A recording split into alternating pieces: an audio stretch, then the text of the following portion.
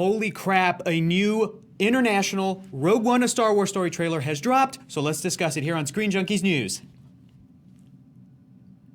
Okay, we're gonna go ahead and discuss it right now. Great. All right, I've got an expert panel. You know the drill. Blah, blah, blah, blah. Over there to the left is Joe Starr. Blah, blah, blah, blah. Adam Lavick. Blah, blah, blah. We're all experts. We love Star Wars. Let's get into this mother. Let's pull up the trailer. Let's just hop into it right now. We're gonna give you guys new information, new deets that you didn't even know that we had. That's how good we are. All of this is exclusive only to Screen Junkies News. This is the only place on the internet that is even discussing this today. So you're set. Sit here. You're good to go. Let's hop into the trailer. Here we go. Let's do it.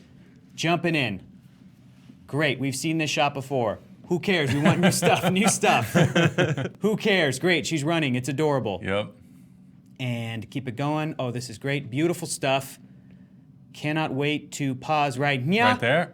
This is Papa Mads Mikkelsen. Yeah, Galen Urso. Give us a rundown. What's happening in this? Well, this is interesting. So we still we're not 100% sure what this planet is. We don't know if it is Scarif, the planet that we see later on. If it's JEDI, we're not sure. But this is definitely an introduction to Galen Urso, kind of his role in this movie being what we later find out to be the architect of certain weapons of mass destruction. Mm-hmm. We meet obviously young Jyn Urso, and it's an interesting scenario because we're getting a little bit of backstory as to how they kind of got into the scenario where they're at. Right. Why is Jyn Urso alone? What's kind of sort of starting and happening in this world? So it's really interesting. Joe? I think it's kind of a cool, like, loaded speech in a way where it's a dad, like, hey, everything's gonna be fine, don't hate me. Like, some things are coming home to roost. It's kind of cool. Absolutely. Let's keep moving forward in the trailer, guys, because this next part is some pivotal, new, vital information.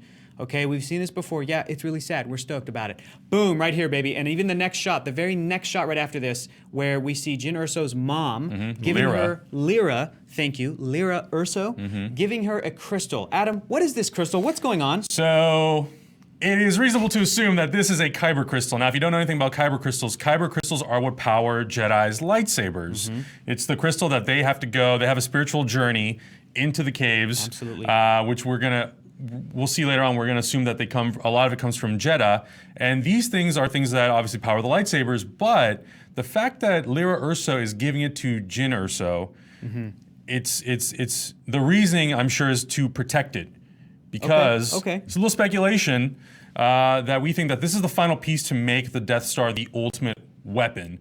We'll see in a little bit that we're going to see little tests of the Death Star that don't look as hugely impactful as we later on find out with Alderaan and future planets.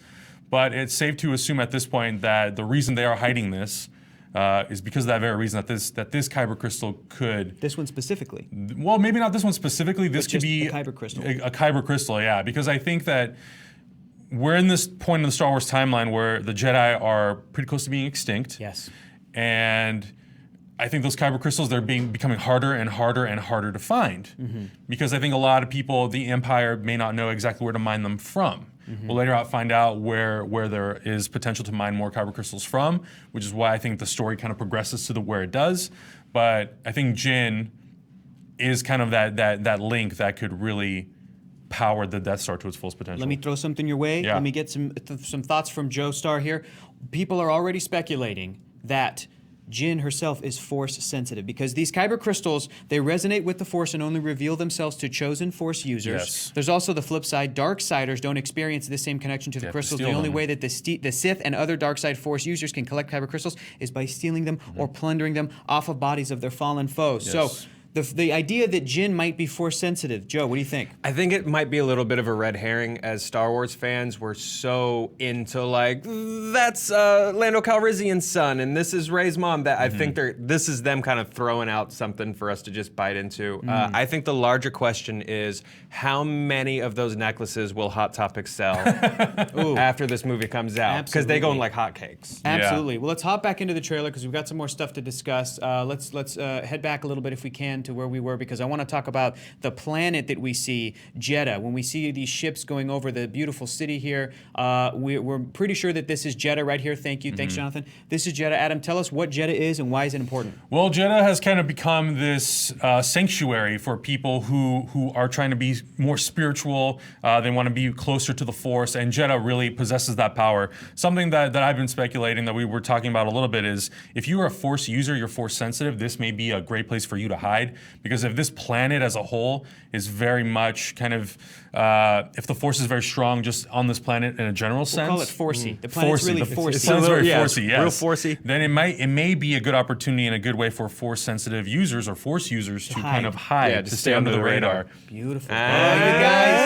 You guys are cute. Let's Our keep forces going forward in lined the up. trailer here. So we think that this is Jedha. Let's see here. What's the next thing that we're talking about? Okay, great. And Keep kind it of as going. we're going through this, you know, it's safe to assume that the Rebel base, some form of the Rebel base is on Jedha, possibly. Let's pause right An there. outpost Yes. or An outpost of some kind, exactly. We see Mon Mothma, and we see Cassian Andor revealing to us and to Jyn Erso that Galen Erso has in fact sent some sort of a distress call. Mads Mikkelsen Mads himself Mikkelsen's sent the character. distress signal. Yes. Another question to you, Joe. We're talking speculative fan theories. Uh-huh. Do you think that Mads Mikkelsen's character, the sort of architect engineer who is helping to design to the Death Star, put in that exhaust port on purpose and then sent the distress signal to the rebels to let them know to come pick me up, come get the plan, so that the Death Star will eventually be destroyed? I think so. I think a good prequel answers questions and gets you interested in things that are coming later. And I think that this is a guy who is doing all of this under duress. So he's laying out his cards. He's got a couple of options. His daughter's an option. This port's an option. Yeah, absolutely. And listen, people around Hitler wanted to kill Hitler back in World War II. We all saw that Bryan Singer movie Valkyrie. That's a real thing. All of us saw That's Valkyrie history. multiple times. All of us saw Valkyrie. Great film. Great film. So Yeah. it stands to reason that people around the Empire, the Death Star, Darth Vader, that they would want to sabotage this thing, that they're not Right. all purely evil. I think that's a great idea. Message Plus, to I drive think home. one of the biggest things from the original trilogy has always been, how did the Empire not know about this major vulnerability in their ultimate weapon? Why would you allow that to happen? This is a perfect way to kind of explain, to fill that gap of like, well, it was Yeah. created under the radar. No, Nobody knew about it except for Galen Yeah, this is Erso. like the classic Kevin Smith movie conversation. We're Yes. finally going to get some And they're answers fixing on it. Yep. Let's move forward in the trailer, guys. Okay, here we go. There's this beautiful shot that I want to stop on. Great shot of the upside down Death Star. Great But I'm homages talking to the specifically original. right there. Head back right there. Thank you, Blink John. and and you'll you'll miss miss it. it. Blink and you'll miss it. Blink and you'll miss it. Look at this shot. What's going on in this shot, guy? Is this a test? Is this the Death Star firing? What planet is this? What's going on? Well, yeah. So we were talking about this a little bit, and it's hard to tell because it is a nighttime shot. We're gonna assume it's closer to the nighttime. Okay. This could be definitely the first test run of the Death Star, and the whole reasoning, the whole reasoning for the Kyber crystal being such an important piece of this is, I think the Empire realizes that there's something that is preventing this weapon from operating at full capacity. Gotcha. Reaching its peak. Gotcha. Reaching its peak. So we were saying, talking about Death Star tests, we see the first test with Alderaan in A New Right. Hope, and this movie takes place before it, so we're not going to see a whole planet blowed up, but Right. maybe surfaces of the planet. Yeah, because I think Grand Moff Tarkin says to her, you're going to witness the full potential firepower Yes. of Yeah. this weapon, Absolutely. and that is Alderaan. But I think up to this point, it's safe to assume that the Empire is going to be testing this this weapon on other planets. Now, is Alderaan the first full test, or is it just the grand coming out party? I think that's time to show off the It car. could be either. Absolutely. Absolutely. Okay, guys, let's keep going. Okay, again, these shots here, I think this is just part of the test of the surface of Yeah. the planet, not the whole planet. Them Keep it going to escaping. this next shot. Them escaping from Jedha, from Jedha. a surface of Jedha right here. Yep. Again, all of this rubble happening. Yep. This is what we're talking about. Great. Beautiful Let's keep it going. cinematography. Let's keep it going. So here, the next shot that I want to talk about is, let's keep skipping forward to Mads Mikkelsen getting beat, and he's Mm-hmm. in the rain, and or rather, not when he's beat yet, but when he's coming here, when he's stopping here Yes. and standing, the uniform that he's wearing. This is Yes. him playing the company man, Mm-hmm. right? This is him working for the Empire, working for the man. Is he about to get punished right now? Is Right. he, And the get found out? opposite shot of this that came before this, we see Orson Krennic, Director Orson Krennic. Yes. So this could be, we're talking about, this is possible that he's already sent the distress call to the rebellion. Yes. And now He just he's got found gonna out. He got found they out. found out. All right, let's keep it going. Mads is just not dealing well with these movies lately. Oh boy. Tell you what, first it's Dormammu and then all of this stuff. Okay, let's keep it going. All right, the next shot I want to talk about is this shot of this beautiful woman in gold. We got this guy in Yes. blue. One thing we need to let you guys know, in case you don't, is that Jimmy Smits, Bail Organa, is going to show up in this film. Yes. Jimmy Smits, full on. He's the father, the adoptive father of Princess Leia, part of the rebellion. We're going to see him. We haven't seen him yet, but talk a little bit about what his role might be and kind of and where he fits into this timeline. Well, I think Bail Organa is such a critical character, along with Mon Mothma, to really make sure that the rebellion is moving forward and staying on target. and really getting this plan to where it target. needs to be and just sticking with it. So I think that's the important part. Joe, are we going to see Princess Leia played by another actress? The back of her, a silhouette, something? Are we going to see the plans getting put into R2-D2? I think that feels too George Lucas prequel winky Okay. for this movie. Okay. All right. Let's keep it going, guys. Let's focus back on the trailer. Here we go. Next shot we've got is this is key because we've talked a little bit about it before, but we have Jyn Erso Jyn Erso. on the platform of a ship, and she says, "May the Force be with us all. May the Force be with us." So does this mean that she is Force sensitive? Does this mean that that's just a saying that people say in this world as a sort of an affirmation right there? Right. Perfect. What is this, guys? What do we think? Well, I mean, I think, with the original trilogy, the idea of the Force, the concept of the Force, it kind of, even though a lot of people are not Force sensitive, they're not Force users, it's this religion that has kind of existed in the universe, and people, it's kind of like, it's just a saying that people have said to each other. But the difference with, I think, Jyn Erso is that it's a possibility that either her father, probably more likely her mother, is some kind of a Force sensitive user. So she Yeah. grew up with this thing. Yeah. This is her religion. So even though for some people in the original trilogy it was just something that they said, I think this has a lot more depth and meaning to this character. See, I think it can have depth and meaning without her being a Jedi. In Sure. A New Hope, they say that there's no more use for your ancient religion. And so Right. saying, "May the Force be with you," that's an act of rebellion. That's an act of defiance in itself. Good point. That's the focus of the movie. All right, let's keep it going. Next shot that we want to talk about. All right, let's figure this out. We've got a massive space station up above this beautiful beach planet. I'm just going to call it a beach planet. Scarif. The power. Right here with this shot, boom. This Yeah. is the planet Scarif. We've got a space station. Joe, what the hell are we looking at, dude? I joked before we started that this is one of Newt Gunray's space stations, and we're going to get a big Newt Gunray appearance in Oh, this boy. movie. Oh no! I don't know. I mean, it's a cool new craft we've seen. It's definitely going to be a really badass Lego set. But I'm not. It might be a construction site for the Death Star. I'm not sure. Or it has potential to be some kind of a shield generator that they have to destroy in order for Yes, yeah. for the rebels, Rogue One, to actually get off planet. So we'll have to or for bad guys to get in. get in Yeah, exactly. it we wouldn't be a mentioned, Star like- Wars movie without trench running something. Exactly, So this is going to exactly. get trench You run know, up on. this could be the initial phase of, we were smart, let's put these shields back on the planet. Let's put them on the planet Yeah. in later films, which you'll Yeah, see yeah, in the yeah. original trilogy. So, okay, great. Let's keep it going.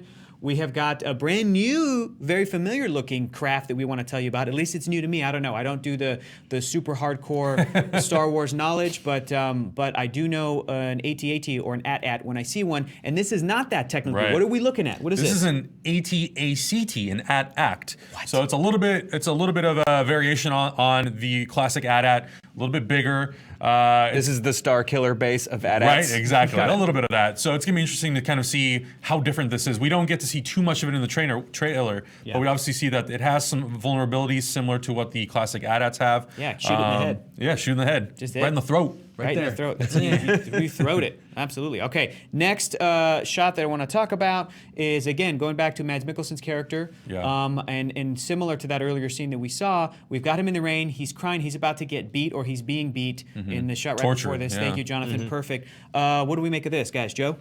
I mean, this is either, the weapon's weak, he keeps making excuses, and this is you're running out of time, there's no more excuses, do what you've got to do. Or this is, it's been revealed that he's in a distress beacon Yep. and he's screwed. Yeah. Yeah. He's going to kill Agreed, him. agreed. Poor Mads. All right, guys, next shot.